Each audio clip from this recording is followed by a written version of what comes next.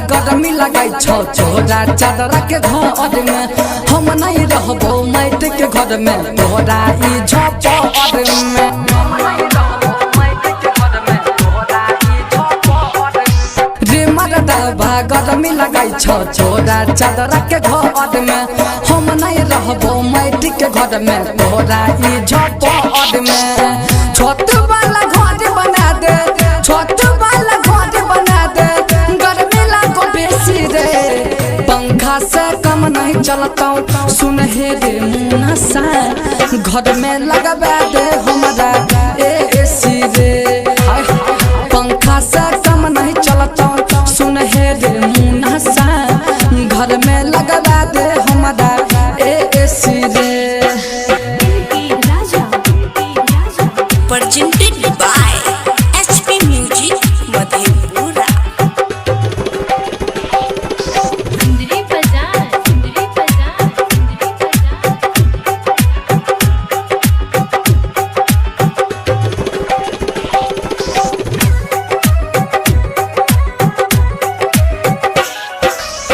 नहीं बात मन भी घर में करबो हमर दंगा गरमी लगाई छै केतना चलबै छियो पंखा हाय हाय नहीं बात मन भी घर में करबो हमर दंगा गरमी लगाई छै घर में चलबै छियो पंखा चुआ छै पसीना देह से चुआ छै पसीना देह से लगाई दे ले पंखा से कम नहीं चलता सुन हे रे मुनसा घर में लगवा दे हमारा एसी रे हाय हाय पंखा से कम नहीं चलता सुन हे रे मुनसा घर में लगवा दे हमारा एसी रे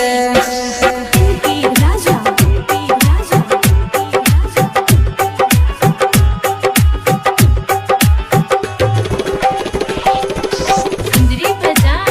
Presented by HP Music Madhepura।